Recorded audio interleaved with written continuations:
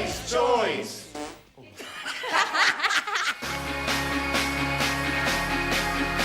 Look at Lara's helmet. I mean, as helmets go, that is... I tell you what, I'd love to polish your helmet. Jesus. Would you do mine? Maybe. You got a maybe there. Tanks. I've got it. Yeah. Tanks. Driving tanks. I'll tell you what. Why don't I do that? Imagine that, Friday night, out in the town.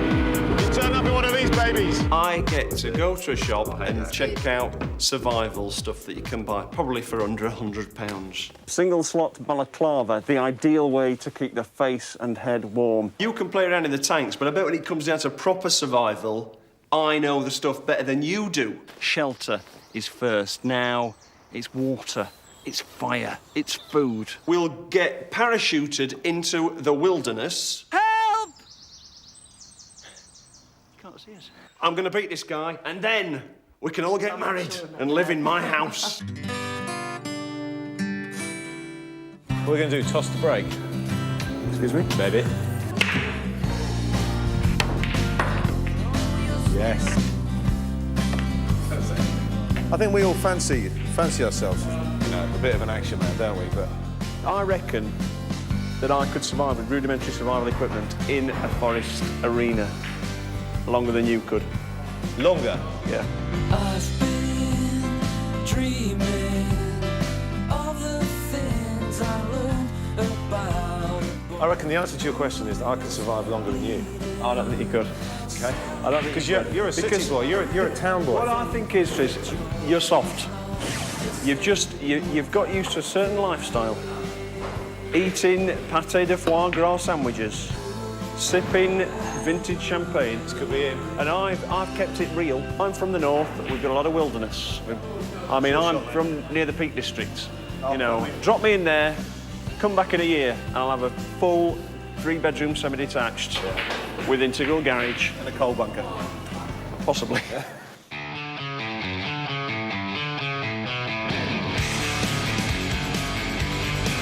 Now, our challenge this week is for me and Tris to try and out-survive each other. We're going to be parachuted into a wilderness, and whoever lasts the longest without outside assistance is going to be the winner. Now, I'm pretty confident. I know a thing or two about survival, and I know that the key to any survival strategy is effective preparation.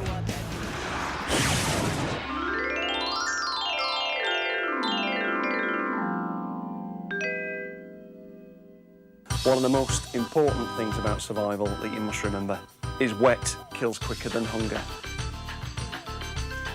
A completely waterproof barrier, which has the secondary benefit of, if I find it difficult to actually construct a shelter, I can use this as a temporary bivouac. The single slot balaclava, the ideal way to keep the face and head warm. Keeping warm is so essential that we do need to start a fire, and that's why we've got the matches. These are waterproof, these are windproof. You can light these on an oil rig. If you think you don't need fire, you're a liar. That's the bunny. It combines the two elements we need. It's got the waterproof outer layer, but inside it's also got a thick, warm, almost flannelette barrier to cold. Absolutely perfect. If you haven't got a knife, you haven't got a life. This will take you through the undergrowth. It's got a good weight to it. You can use this to chop meat, to kill game, to slice wood, to make spears. So, as well as a big machete, perhaps a smaller knife, something that can also help nourish your mind as well as your body. I'll tell you why. Because waiting for rescue services to arrive can be a long and very soul-destroying process. Get a hobby, whittle a stick, make a carving, carve your initials in a tree. It just keeps the wolf from the door from that little bit longer.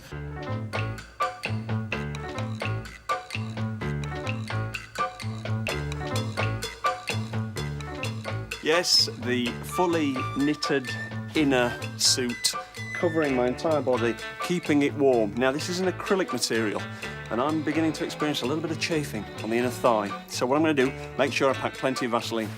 I'll tell you what, Payne, you might as well just give up now, because you're going to be shivering, you're going to be cold, you're going to be wet. Jungles are often hotter than forests, but it depends.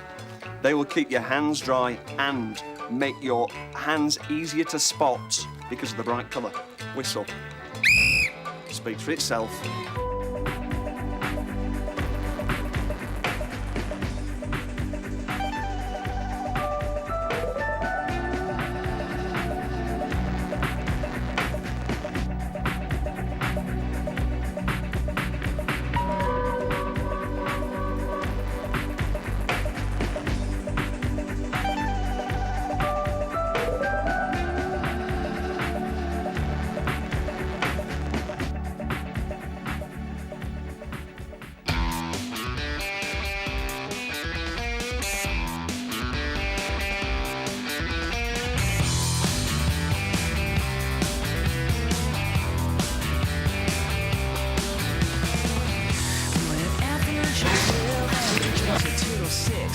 Just take the shot and stop harping on.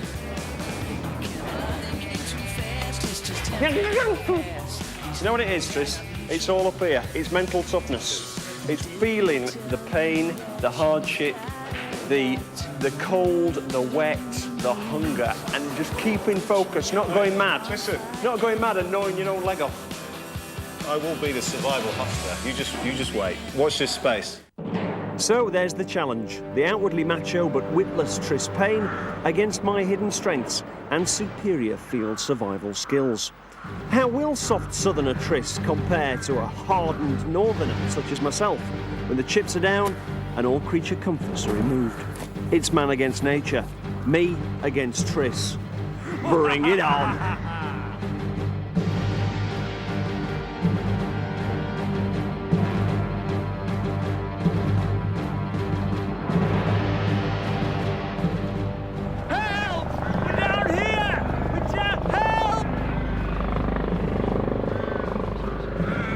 I see it.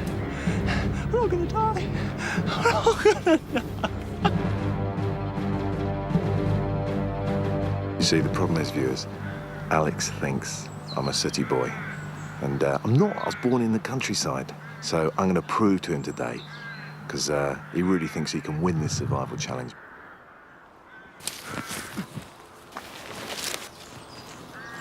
Bracken! Look at this lot here. More than I could possibly need. I could build dozens of shelters with this amount of bracken. I did my Duke of Edinburgh at school, you know, bronze, silver and gold. I put a tent up before.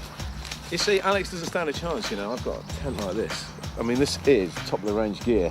This is a lightweight material. It will support the roof of my structure and will prevent the wind and the elements getting to me. I'll survive a hell of a long time with this protecting me. Here's my tent. Let's, it's got... Hang on, let's get this undone first. It's got two entrances, double entrance, so you can go in one side, come out the other. It's always handy having two entrances. Apparently, Alex likes to use both entrances. My shelter's coming on a treat, but I can't help worrying about Tris. Separated from his personal grooming products for more than 10 minutes, he gets into a blind panic. And there's no mirrors. How's he going to cope with that? You know, even though Alex challenged me to this survival day, I'm getting a bit worried because, you know, I can't see him anywhere. He's not around. And these binoculars, I mean, these are the business. Not only do they magnify things, but they're a digital camera as well. Monkeys! You can take stills and then download it onto your laptop. Can't see him anywhere. I've been out here for about 5 hours now. I've got my shelter sorted out. I've got no food, I've got no water, and I don't really know where I am. I know exactly where I am, wherever I am in the world, because of this. Not only is it a phone, a GSM phone, it's also got a GPS system on it. You flick up this little aerial on the back and it'll tell you where you are. I think by looking at the foliage and the general landscape, I'm somewhere in Bavaria. Okay, this is another GPS system. It's cheaper than the last one I showed you, which is much more advanced. But this one doesn't have a phone on it. But what it does have is a map. I'm a bit concerned because at the moment the arrow on the map is pointing to Jersey and we're in Devon. But how far from civilization? I just don't know. If I start walking, I don't know what direction to go. Well, I know exactly where I am because of my digital compass. The only problem is it doesn't tell me the name of the place I'm in. It gives me longitude and latitude, but I'm actually in the woods between Fairmile and Honiton. Focus. Focus.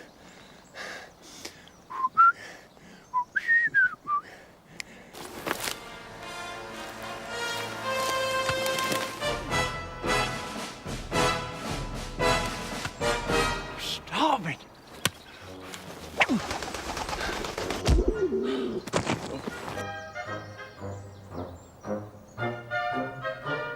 In here, believe it or not, is treacle pudding. These are actual army rations. How good is that? So this is boiling the bag stuff. So I'm going to pop it in here. The trick to this is squeezing your pudding into the pan, baby. I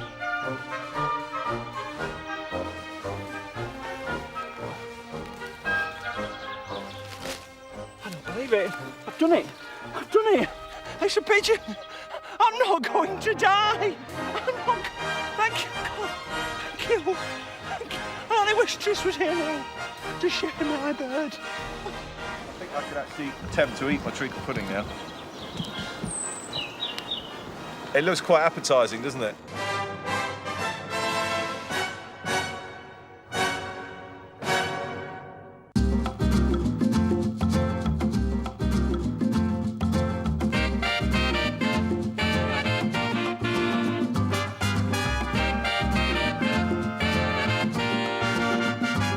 Boys ties!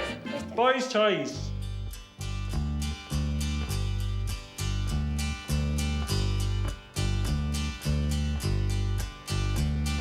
If you have any tool in your life, it's got to be one of these. I've never seen one of these before, but apparently it's just used for lighting fires or gas stoves, and it heats up to 3 times that of a normal match or a lighter. 3,000 degrees.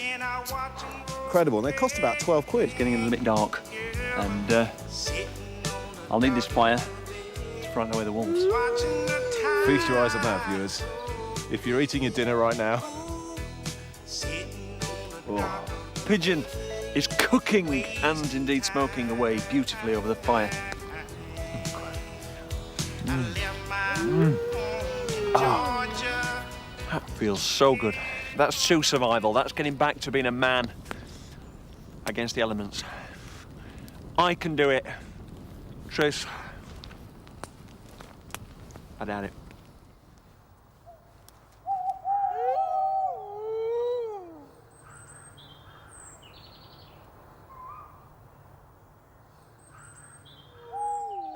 It's no good. I can't sleep. Tris is out there somewhere, on his own. Who knows what state he's in? He's probably gnawed off one of his own legs. I'm gonna have to find him. Tris! Tris, mate! I'm coming to get you! Is it you, Tris? Where am I? I could be out here all night. I could die. I nearly fell. But I'm... Tris! Tris! Is it you, Tris?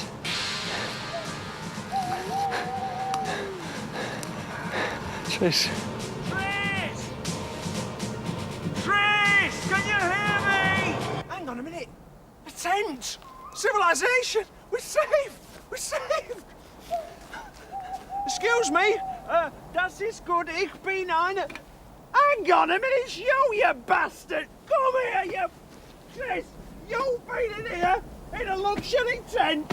Well, I've been in a bivouac made of twigs! I hear you, Tris Bear, you bastard!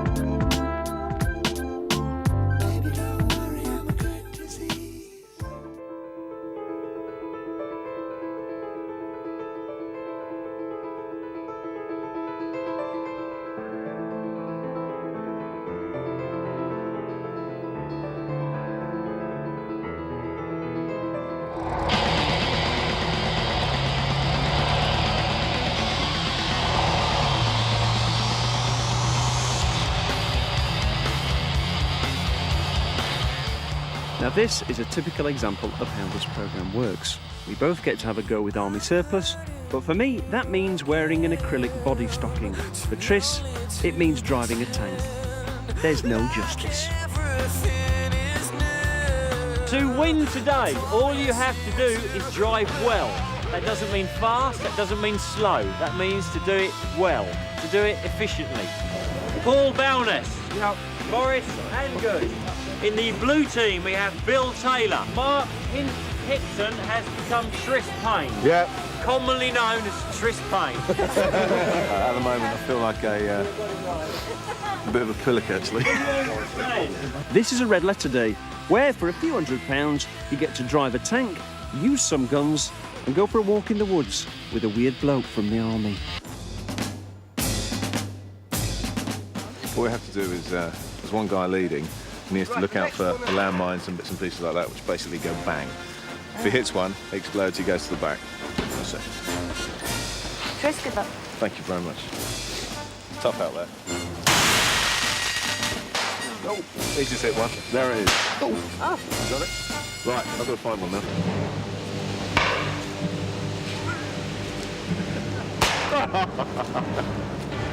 That was it. I failed dismally. I've been sent to the back. And now Colin's staring at me. Hey, okay, I'm lying low. I think I've got the real potential to be in the army. It went very badly, actually. I failed dismally. I didn't spot the landmines anyway, so Colin took the mickey out of me relentlessly.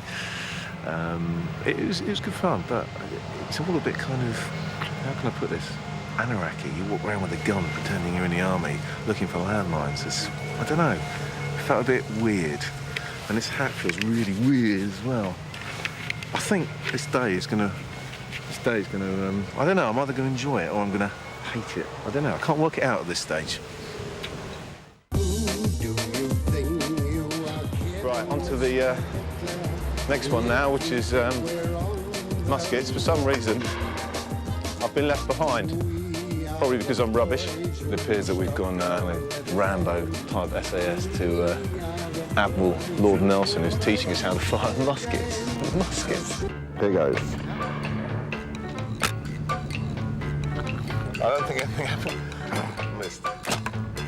Oh, come on the arm. Wind. After getting blown up in the woods and some musket shooting, Tris finally gets his hands on some stonking military hardware. It's actually very responsive. It's really nice to drive. I thought it would be so complicated, but it's actually quite simple, isn't it? Once you get the hang of it, this is actually simpler to drive than some cars I've driven. It's amazing. I'm really surprised how fast it is, actually. You can get some good speed up with them, but you've got to be a sort of a confident driver in order not to hurt the passengers and the gear that you're travelling with. Thanks, Jim. That's great. Really good. Yeah. That was fantastic. That was amazing. Forget four-wheel drives, forget sports cars. I want one of those vehicles now. OK, it might look like a skip, but that thing used to carry nuclear weapons, and it's incredibly easy to drive. Once you get the technique right, you've got to like power off as you come to the top of the hill, let it drift down, then power on as you go up the next hill. When you do that, it's really smooth. I loved it. It's the best fun I've had today so far.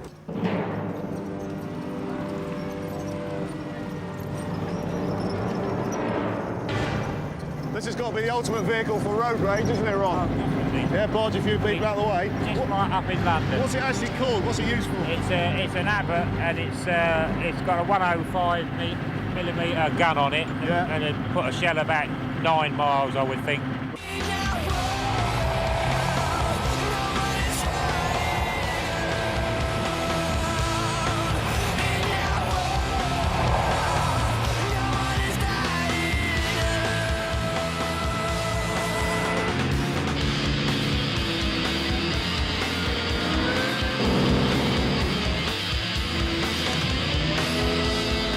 Spend all day riding around in this position, I do, you? yeah. Do you suffer from travel sickness at all? Not at all.